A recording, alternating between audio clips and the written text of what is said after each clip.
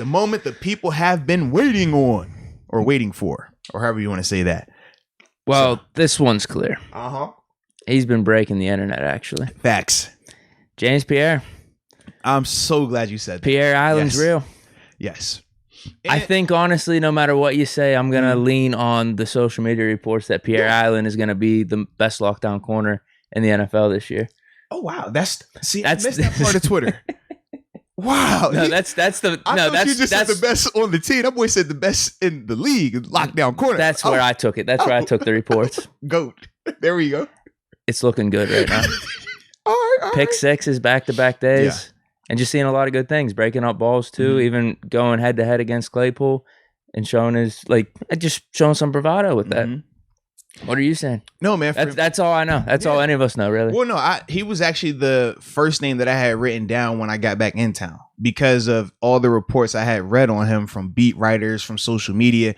He was tearing it up. So I was really focused on him when I got there yesterday. And I will say, man, he's living up to it. But it looks like what we talked about on tape when we broke down some of his film, super fundamental. He hasn't gotten any faster or more athletic.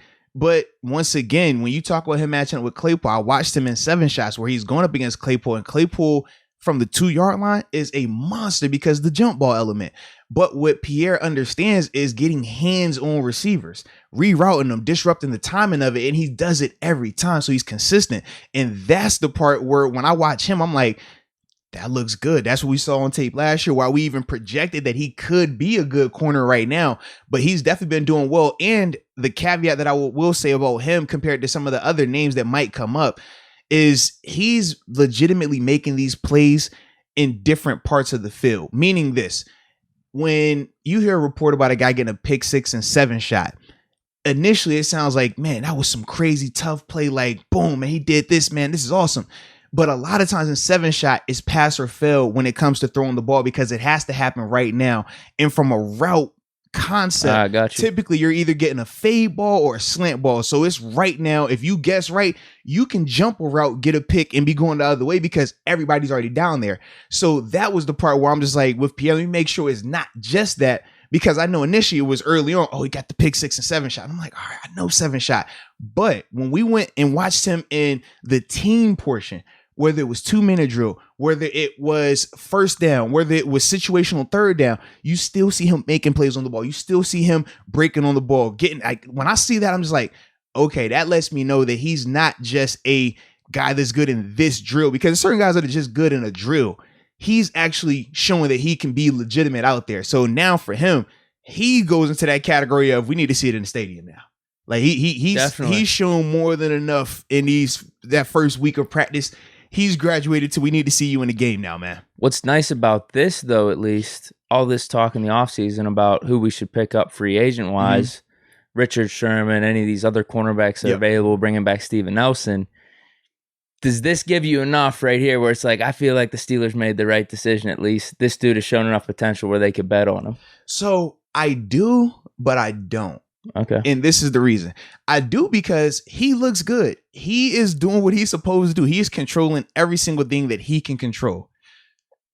The reason why I'm not is because I've seen who was their quarterback doing some of those throws, and they've been struggling in camp. So that's my thing. So I'm like, is this more so the full product of Pierre, or is it the combination of Pierre balling, but the person at quarterback right now?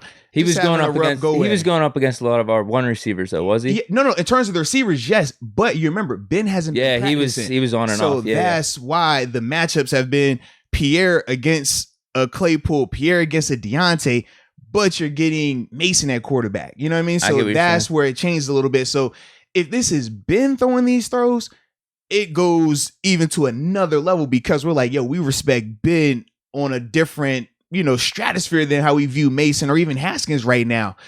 But with Mason, when he's making some of these plays, and he's had some good plays as well, but the bad plays have shown up a little bit too frequently from what I've read and obviously from what I saw. That to me was the part with James where I'm just kind of like, all right, is it a mix of that?